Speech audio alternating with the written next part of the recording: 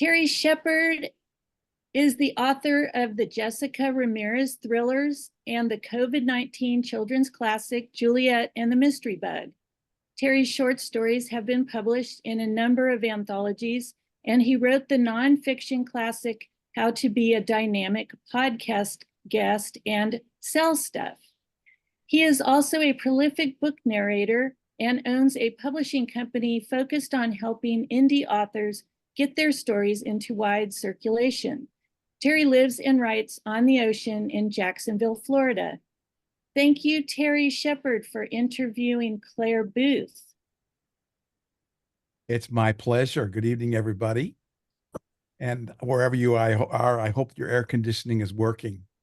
I never thought that coming back from 107 in Dallas, Texas to 95 in Jacksonville would be something that I would be looking forward to.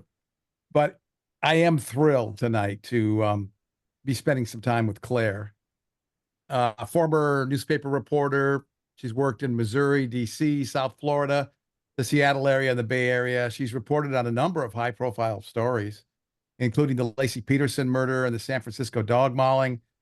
The case of a deadly cult leader became the subject of her nonfiction book, False Prophet: Conspiracy, Extortion, and Murder in the Name of God. A great book. If you haven't read it yet, I highly recommend it. After spending that much time covering crimes so strange and convoluted they seemed more fiction than reality, she had enough of the real world and decided to write novels instead. Her acclaimed Sheriff Hank Worth mystery series takes place in Branson, Missouri, where small-town Ozark politics and big-city country music, tourism clash in, yes, strange and convoluted ways. She also serves as president of Capital Crimes and is as good a leader as she is a writer. Claire, it's great to see you. Welcome. Thank you, Terry. It is wonderful to be here, although a little different being on this side of the computer screen. Well, and I'm still feeling the glow of Hank Worth #6, which launched on April 2nd. We'll talk about that one, but I want to begin by going back to the beginning and have you share with us how you came up with the character and the concept for the series.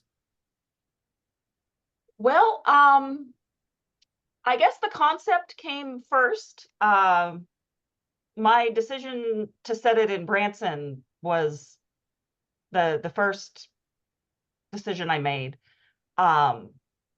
because I decided it was such an odd and striking location that it would be a perfect locale to set mysteries in, because it is a relatively small town. Most people would think it is. It's got about 10,000 people, and they get 7 million tourist visits every year.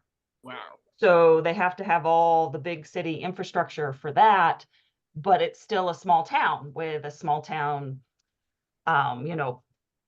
political system and generations old grudges and things like that. And to be able to get to play with both of those, I thought it made the perfect place. So that was the first decision. And then it became, what kind of character do I want to be able to tell the stories that I want?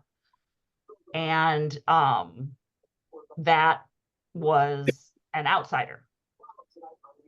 To me, it needed to be an outsider, because then I could show my readers this location through the eyes of an outsider, and what it was like, and all of these things that my main character is learning and having to deal with. And so the reader is right along there with him for this journey.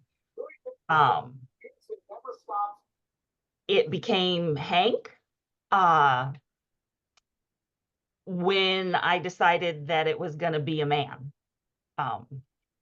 And then Hank just kind of appeared.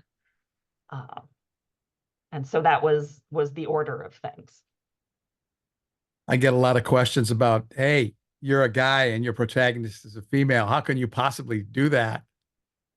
What was your basis for channeling this very authentic and wonderful protagonist?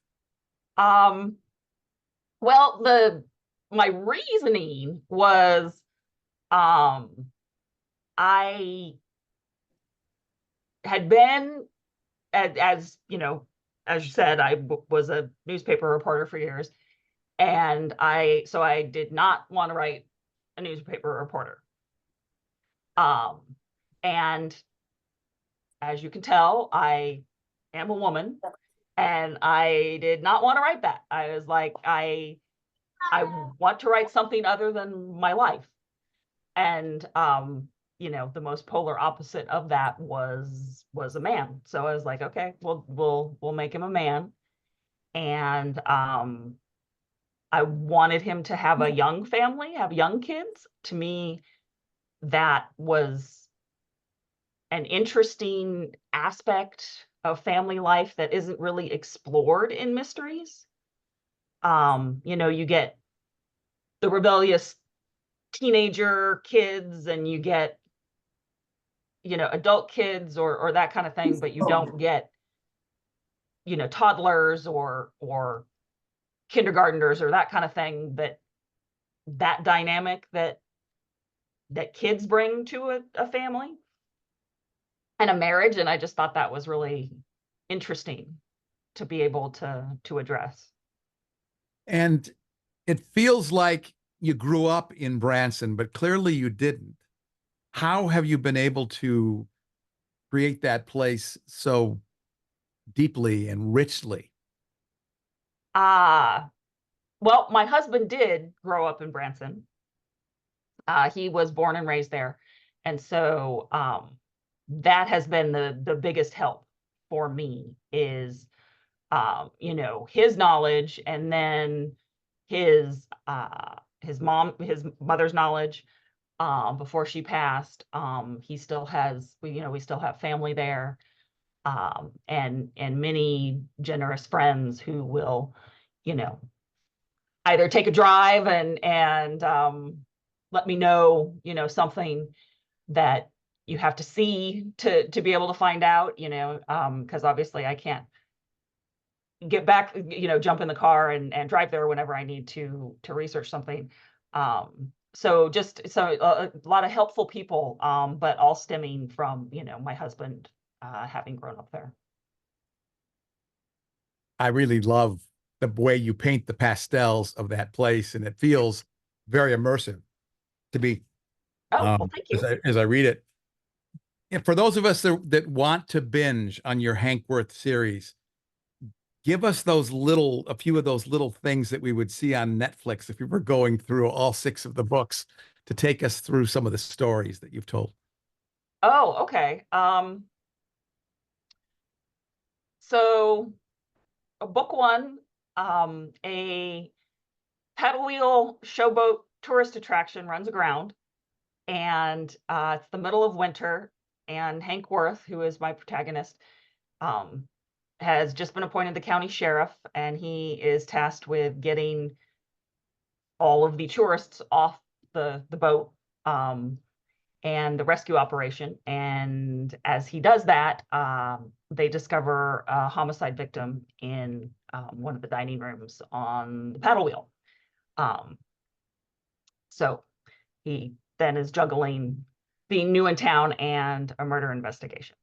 Book 2 takes place in the Ozark backwoods, and it involves a generations old feud between families. Book 3 has Hank stopping a car full of teenagers on a Saturday night, and they were speeding, and he gives them a caution and tells them to go straight home. And 10 minutes later, he gets a call, and there's been an accident, and they've all been killed. As he is investigating and dealing with the aftermath of that, a conspiracy comes to light, and he has to go off in a different direction. Book 4 involves Sheila, whose husband, Sheila is Hank's second in command at the sheriff's department.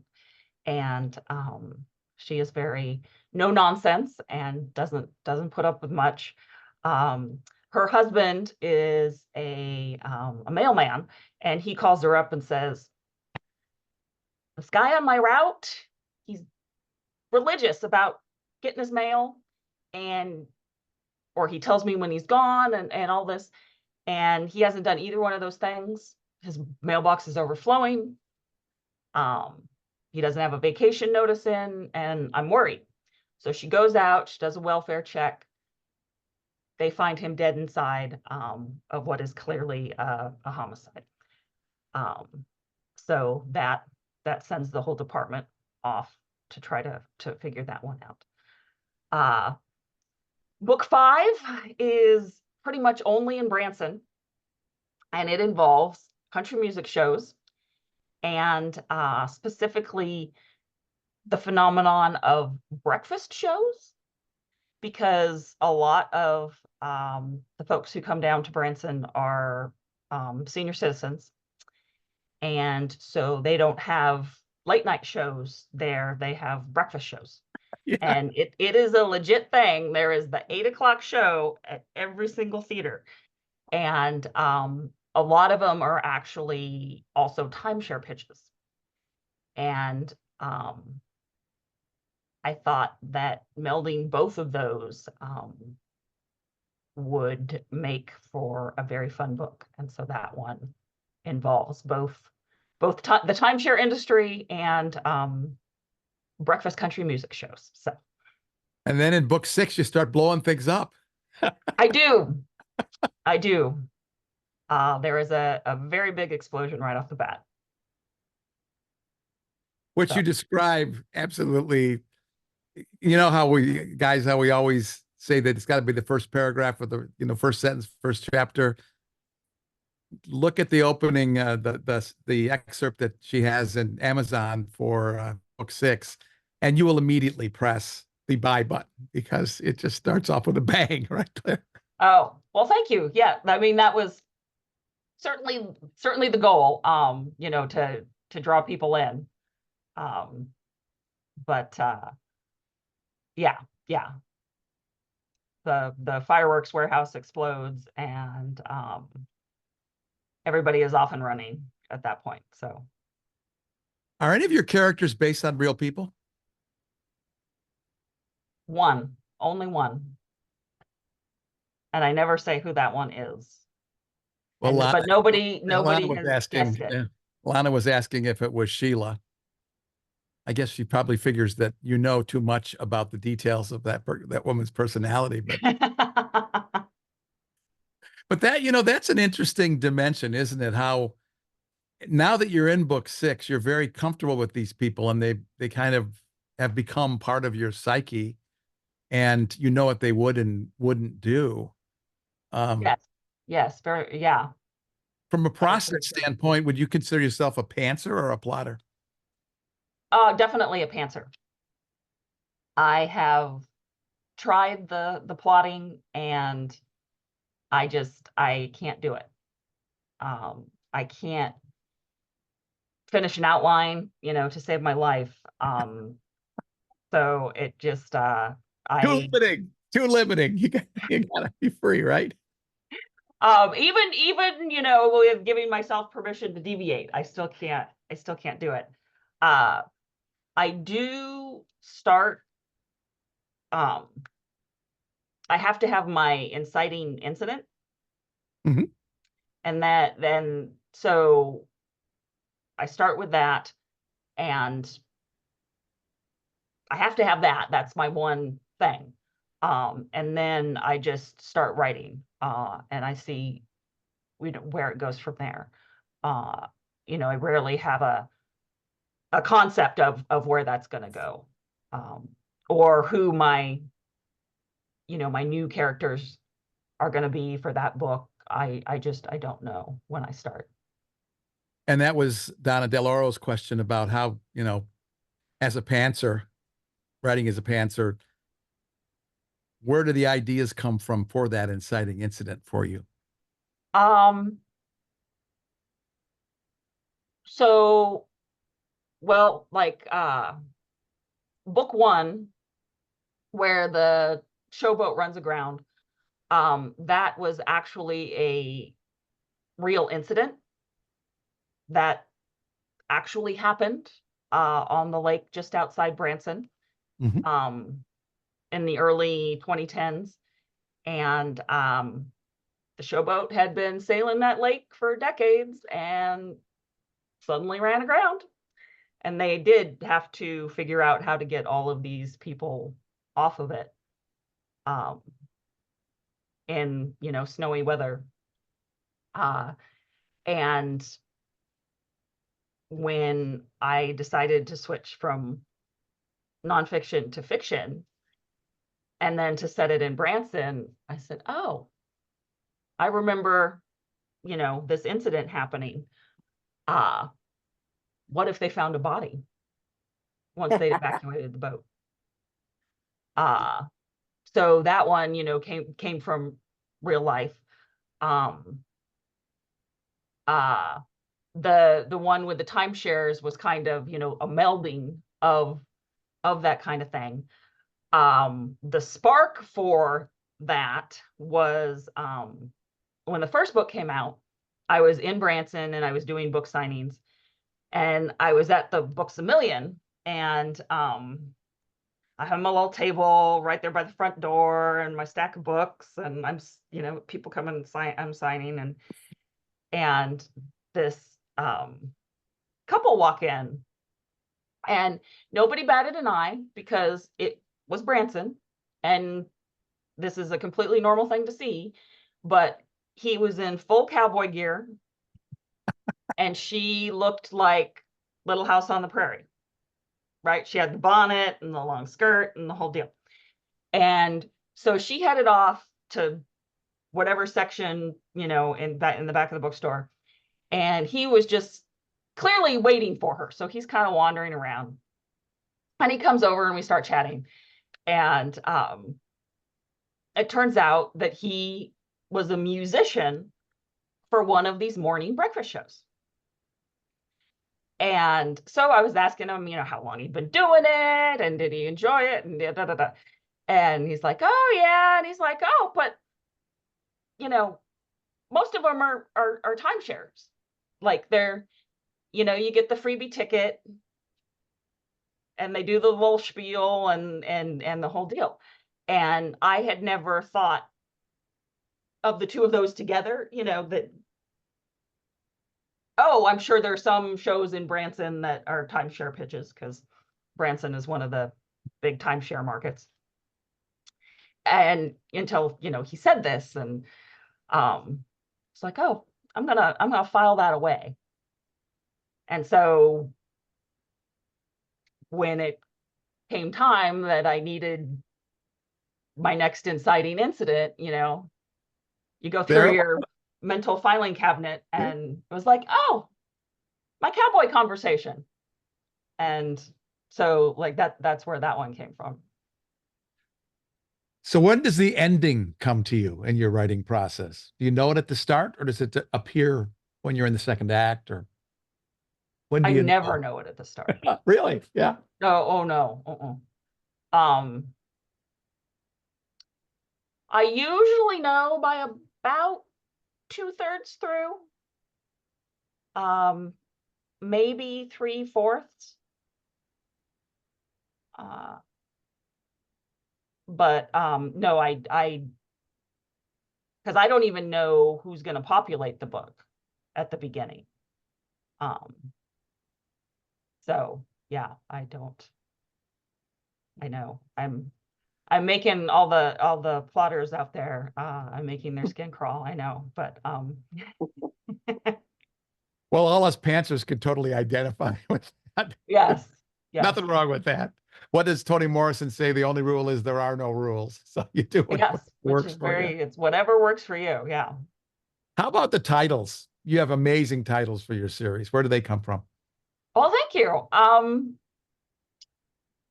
I have actually come up with all of them, and been allowed to keep them, which I think is the more surprising thing. So some of them are I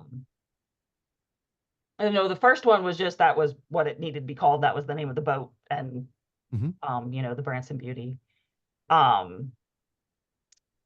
But what a cool title, a double B, you know, that's great. That's just fantastic. Karen would say that's alliteration. I love that. Yeah. And you know, to being the first one in the series and having Branson in the title, I think is helpful. The second one was really tough, and what I ended up doing was literally going through Bartlett's quotations. Really? And because it was about land and about feuds and nature, and so, okay, land, family, you know, I'm looking up, and I must have looked up, you know, hundreds of quotes on dozens of keywords and all of those kinds of things. And I ended up coming across and it's silly because it is completely, it's one of his comedies, but it's from Shakespeare. Yeah. And it's part of a quote from the Merry Wives of Windsor that had the phrase "another man's ground." Yeah. And I was like, that's it. See, and I thought that one took forever. I thought that was from like a literature class you took in college, that, you know, the required thing. I was thinking that's where she got that from. There's some professor somewhere that's saying, way to go, Claire, you paid attention. But you, one of Martin's quotations. I love that. That's great. No, it was me at the kitchen table, like, you know, with the big old fat print copy. And I've done that a couple other times. It's never been as painful as that one was. But I ended up being really happy with the title. The only one that I have known before I started was Home Fires. Really? Yeah. Because of the inciting incident, you knew that they kind of came together in that one? Is that? Yes. And this was also for a rarity, but I knew where I was going on this one. I had been building toward this book for several books. Tell us about a little bit about how your relationship, your publishing relationship works. You were saying they let you keep your titles and that kind of thing. All those of us who are self-published or indies and don't know how that works, unlike Jennifer Merida, who just, I love you, Jen, because you just said, I'm going to do this. I'm going to make this happen. I'm going to do it. And you did it. You've done it. I love watching that happen. Her debut comes out at the end of the year, everybody. So yes, watch for that. And so how about that? What was it like getting into bed with somebody who started telling you what you should do, should and shouldn't do? Well, it was fine because I knew that there were no surprises. With traditional publishing, they always keep the right, it's their decision on the cover art and the title. If they're nice, they will consult you. I always had very nice. With Severn House, especially my former editor there, his name was Carl. It was very collaborative. Mm-hmm. And the two of us would go back and forth. And so, like, oh, okay, I love that, but that word, but this word really doesn't do it for me. And so then we'd toss some more words back and forth and come up with, something that worked for him and what he needed, and then me and what I wanted. And this was over email, you did this? Yes. Because, well, especially, my publisher that I'm with now, they're in London. Right. And so, I think they should fly you over there for consultations, don't you think? I do too. Yeah. They have not taken me up on that yet, though. So yeah, all of that has been by email. And then, they do up the covers and then send it to me and my agent and get our feedback. The first one I published with them was A Deadly Turn. And that one, I tried for a different color for my name, and I said no. So it stayed white. They were not going to budge on that because of what they had over time figured out as far as visibility and thumbnails and Right. all of this stuff that is their job to know. I mean, that's one of the reasons that I decided to go this way, because I write. And if somebody else wants to crunch those numbers and figure that stuff out, then that's fine. But then that was the reason that, it's like, well, no, your name has to stay in this color and in this range of fonts, because we found this is the most eye-catching, and Open Sands and Oswald, right, Karen? Those are the two that we like. Yes, Karen would know, definitely. Yeah. How did you find your agent? How did you two get together? Oh, so I have been with him almost 20 years. Wow. Okay. I got him. He did the nonfiction stuff for you too, then, right? Yes. And so that is how I found him. My first book was The False Prophet, which was the true crime. And for nonfiction, you don't have to have the whole thing written.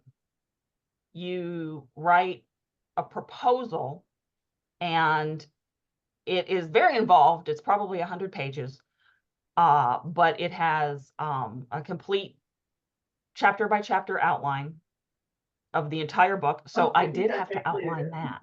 I will Wow. say. Yeah, that must have been tough to do. That wasn't in your comfort zone. Are you talking to me? Somebody unmute. So an outline, market analysis, comparative and competitive titles, all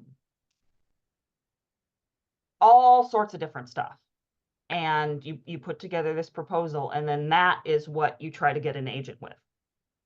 And then that's what they take on out on submission. So that was how Jim and I came together. And I've been with him ever since. And he was very, very supportive of my switch to fiction. And that was, I wanted to dig a little bit deeper on that, because agents have comfort zones, right? This guy obviously was very, had a wide range of interests and could pitch it across a wide range of genres. That's great. He has very eclectic taste. And yes, he has repped romance, he's repped horror, he's repped several different kinds of nonfiction, and tons of different kinds of fiction. So I'm I'm very lucky in that respect that he is up for anything that I want to do. So I'm trying to answer my own question here, but you're the pro. If we're just starting with Hank, where should we start? What's a good book to start with? So they each have their own standalone mystery. I'm never going to do that to you where I don't give you a conclusion. Because that would be breaking all the contract that I have with you as the reader, right? I'm not gonna say, come back in a year and find out who the murderer is. You'll know by the end, the solution to that mystery. So in that sense, you can read any of them, but as far as the characters go, they are chronological, and everybody does change, and grow, and there are significant life events that happen that then come back in later books. So if you want to track the characters, I would start with the first one. So knowing the publishing racket as I do, that there's always stuff in the pipeline. So I'm assuming that book 7 is probably done. How long will the series go for you? Well, you're giving me a little bit more credit than I deserve. It is not done. Oh, it isn't? Okay. I thought we were already in revisions for book 7, but no, I'm getting there. I'm very pleased with my progress. I'm more than 2/3 done. And there will at least be, so that's book 7, and there will at least be an 8. After that, I don't know. Probably, but I don't know for absolute sure. So why? Well, for one thing, it's a 2-book deal. So I don't have a deal beyond book 8. They get to decide So that. Yeah. It might be out of my control. I'm not too worried about that.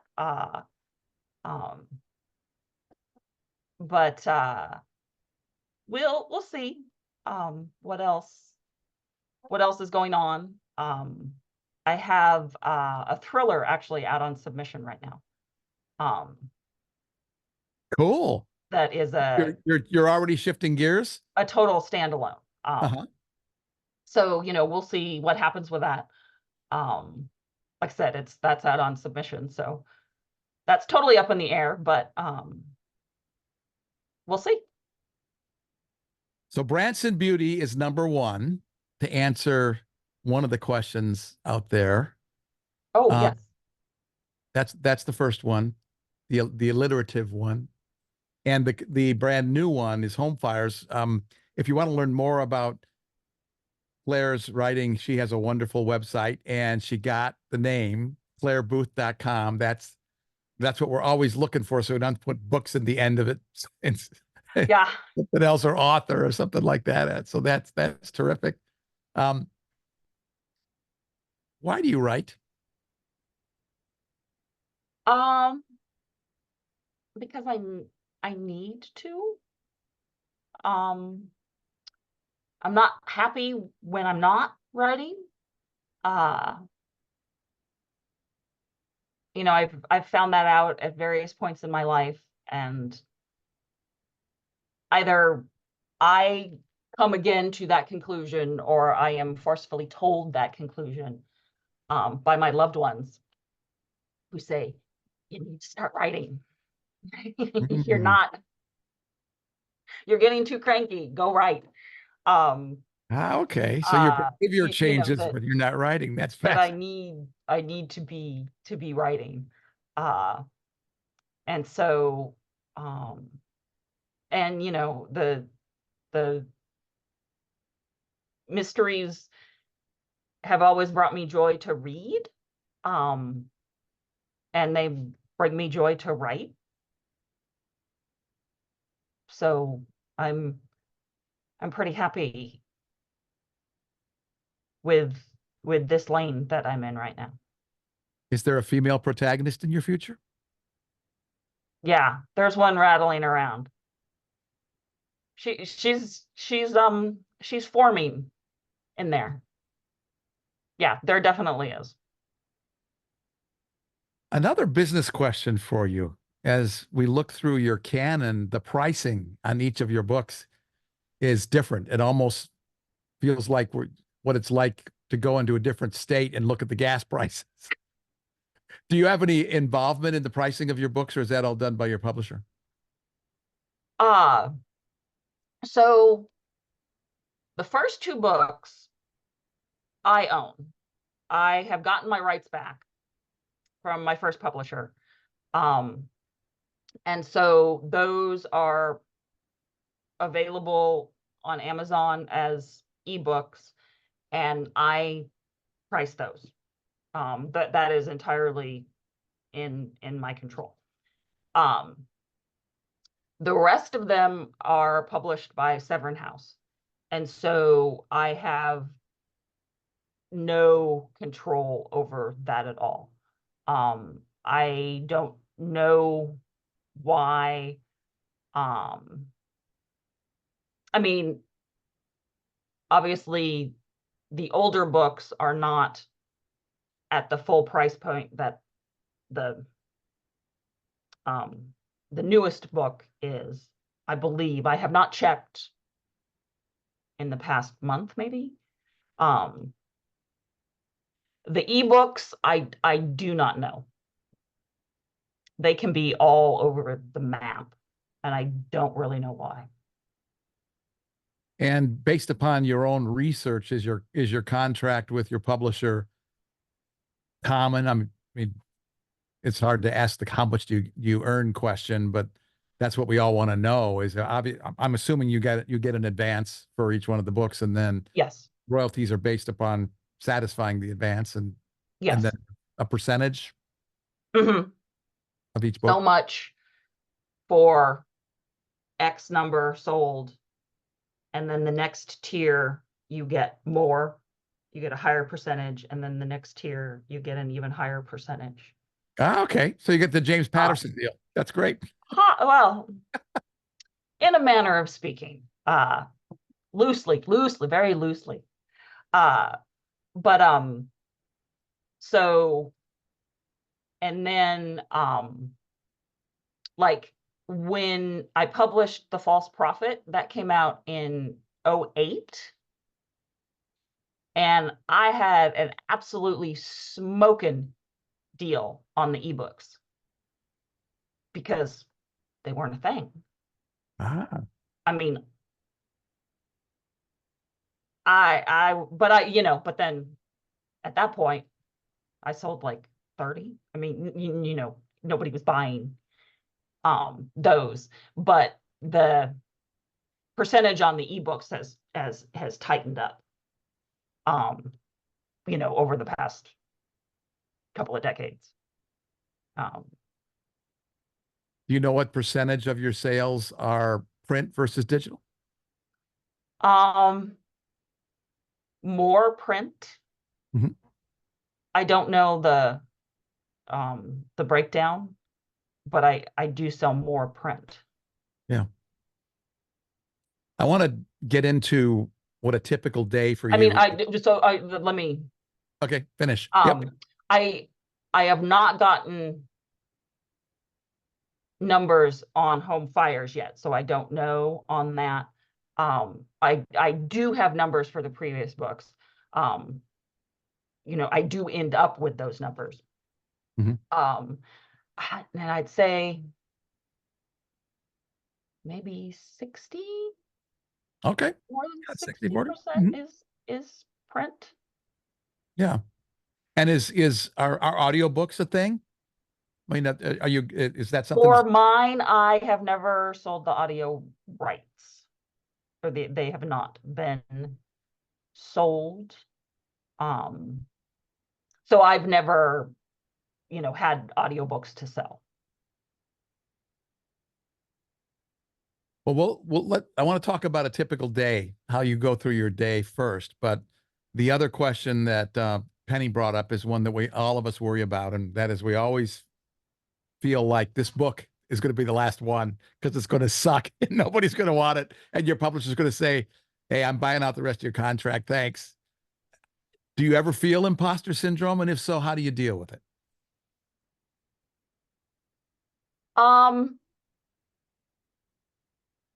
There is a point in every book where I worry if I'm going to stick the landing. Yeah. I think is how I would phrase it. It's like, okay, I got all these plates spinning, and am I going to be able to, not crash them all down? So there's definitely every single book, there's that. All right, let's see if I can pull this off again. And So does that cause you to lose sleep? Or are you one of those self-actualized people who realizes what the rest of us realize about you, and that's how wonderful you are and how good you are, and you don't let it bug you? Which is it? I'm not a natural worrier as it is, I think. So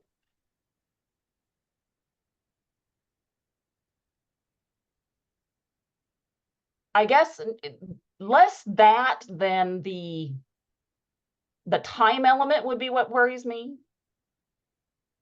Like, am I going to, get it done in time? Am I going to finish with enough time to let it soak for what? Like, that's always a stressor. That's the journalism nightmare, right? Yes, yeah, that's true. So yes, Like, yeah. because no, that I still have nightmares about, like not making deadline. Oh,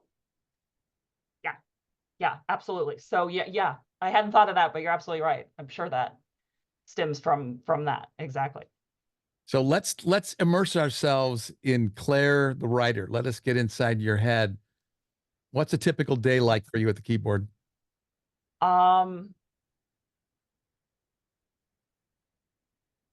So I always eat breakfast. I never do anything until I eat breakfast. And after I do that, and I read the paper, have my coffee, then I will sit down, and I'll usually write until about 3 or 4 in the afternoon. But then I don't write every day. Oh. Mhm. Because I have a day job, and so I don't write on the days that I go into the office. And so when I do have my full writing days, it's a day. I'm a very slow writer. So that being said, that I write that long, I'm not getting up and it's 5,000 words under my belt, that's not happening. But no, I try to, it's a writing day. That is the whole day what I'm doing until my brain starts sparking and shutting itself off, and I can't do anymore. If I hit a wall, for me, movement is good. Like I'll go water the garden, or take the dog around the block, or even getting up and putting in a load of laundry is a lot of times enough to be like, oh, okay, that's what she needs to say, or Yeah. that's the next thing that he needs to go do, you know, and kind of shake it loose. But for me, like just physically moving a little bit really helps with that. With your publishing relationship, what kind of promotional support do you get for launch? It's very me driven.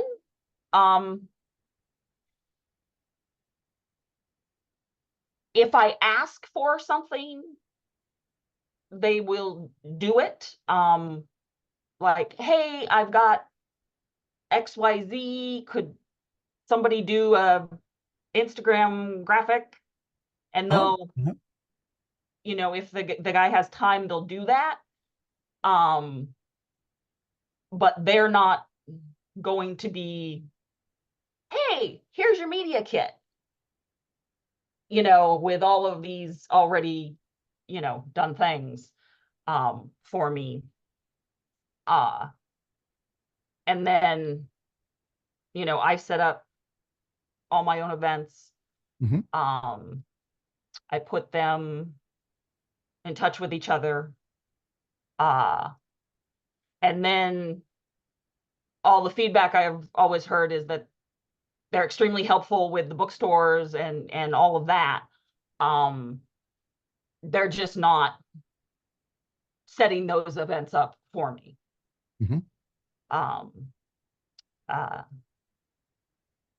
So what works? Yeah. What sells your books? My writing. I mean, I'm not in a position in my life right now to hire a publicist or a marketing person who's going to take care of me through, you know, pre-launch through launch and that kind of thing. That isn't a doable thing for me financially right now. And so it's just, you know, it's me out there, which is fine. I know that I made a choice, and you know, everybody makes one, and some people are complete wizards and do both, right? They do a traditional publisher and they indie publish and that kind of thing. I have always been happy with the route that I chose, because I am not a business person. And that is not where my strengths are. And so having, you know, somebody who does the distribution and has the cover artist and does all the typesetting, and that I don't have to get them in bookstores. They're just in the bookstores, that, you know, all of that stuff, to me is enough of a good trade-off. Yeah, you get to do If what that you makes feel sense. your core competencies, and you hire or negotiate for the rest of it. That's Yeah. brilliant. Yeah. You know, we got about 9 minutes left. I want to make sure folks throw whatever else you have into the question thing so I can get them to her. I've been keeping up with them pretty good. Let's see. June's asking, it sounds like your publishers take care of all the distribution stuff for you, right? So they get all the books. Yes. So, I mean, I am not as widely stocked, certainly, as somebody who, you know, is with one of the big five. Yeah. definitely not June. But you know, anybody, If you any, ask them to fulfill for you, they will. Like if you're going to be at a Barnes and Noble or you want to. yes, absolutely. If, or if like there's a link to me either geographically or topic wise, or that I'm going to be there or whatever, any book could order you, or any bookstore could order, that kind of thing. Okay. So yeah, not as widely distributed. It's, we're not one of the publishers that, Barnes and Noble goes to and is like, all right, what do you got this catalog season, and how many are we going to buy, like with James Patterson say. Okay. We do, for my particular publisher, one of their core things is libraries. They are very heavily in libraries throughout the country. So, All right, let's switch into the lightning round here. I want to do some either ors with you. Book clubs or book signings? Which are better for you? That's a good question. I think it depends. I would say overall book clubs, because unless the book signing has some pay, either it's where you live or it's where the book is set, I have found that they're not necessarily worth it. They do not draw enough people to make it worth you going there, especially if you're traveling. I mean, it's one thing if it's an hour away, it's not that big of a deal, it takes an afternoon, you are establishing a relationship with the bookstore, then it's all for it. But if you're getting on a plane and going somewhere and you're drawing 3 people, to me, the cost benefit analysis is not worth it. You're right. And that is a hard learned lesson, I will say. Yeah, there's other, my wife says there's other reasons you go to these things. Yes, and that is true. I mean, that's why we go to BoucherCon. It's a family reunion, right? Yes. But if I had the choice between sitting down with 15 people, either on Zoom or in person, and talking to them in a book club setting, I would take that over a bookstore that is in Southern California, where there's no guarantee I'm going to draw more than 2 people. Okay, next question. Is there a book you've always wanted to write but haven't written yet? The one with that female protagonist. That's coming. Okay. Give me a few more years. How do you choose where you'll go? Like with the book clubs and stuff, how do you make your decision? Okay. Yeah. So that there is some kind of peg, they like say there is one place down in Southern California that I have enough relatives in the area that it's like, okay, if you talk it up at school, they're teachers. If you talk it up here and somebody talks it up here, then, because I'm also trying to make it worth the bookstore's while. Right. I don't want them to do, essentially put out work for no benefit either. And so having some kind of, or do it with somebody. Okay. That is fantastic, because then you're both pulling in. Susan C. Shea and I did one together a month ago at the Avid Reader. And she lives in the Bay Area. I obviously live here in Sacramento, and we pulled from different directions and kind of different bases, and we had a great crowd. yeah, it was fantastic. And so, you know, kind of using someone else to help multiply both of you Excellent. works really well. California State Fair. Should we go or not? I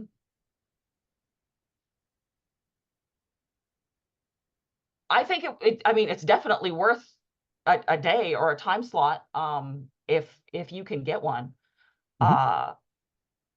Especially if,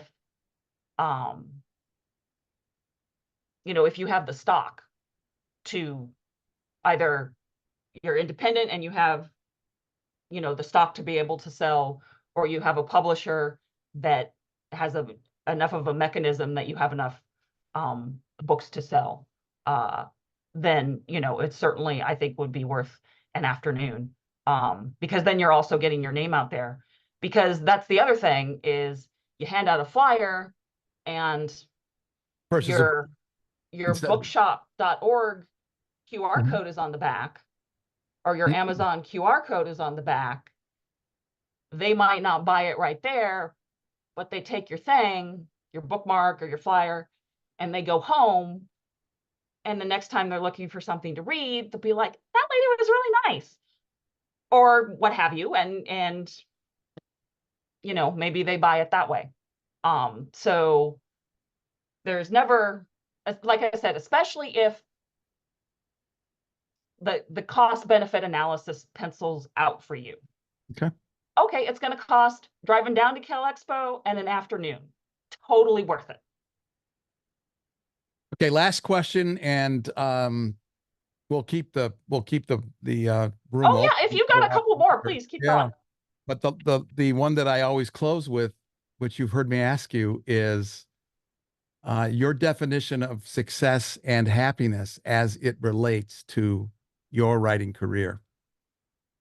What is it? How do you measure it? And when do you know that you've achieved it?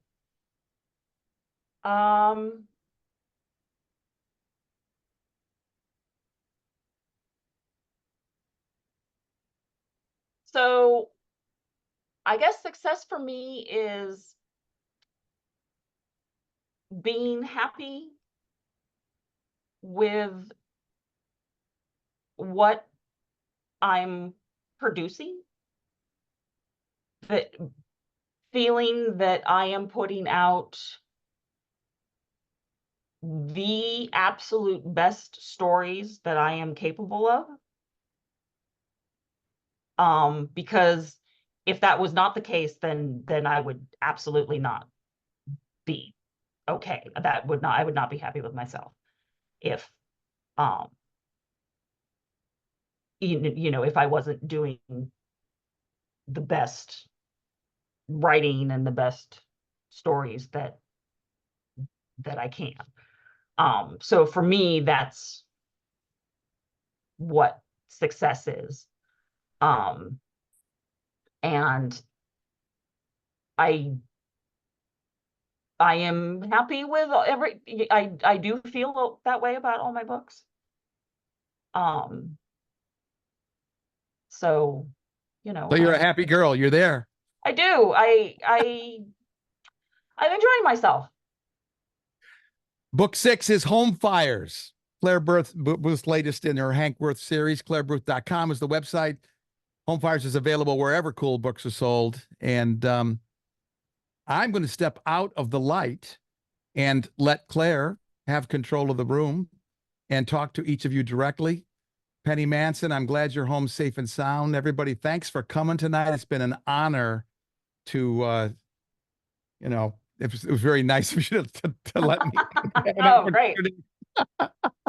But thanks everybody, and I would turn it over. Thank you, Terry, for filling in and as always being such a wonderful help to your fellow Cap Crimes members. I love you guys. Yep. Thanks. Thank you, Claire. Thank you, Terry. Thank you, everybody. Thank you, everybody, for attending. And no, everybody has my email. So if there were questions that didn't get get brought up tonight, send me an email. I'm happy to help or answer any way I can. Great. Enjoy your evening, everybody. Good night. Thank you so much for coming. Thank you, Claire. It was great. Thanks, June. You're very engaging. Oh, thank you.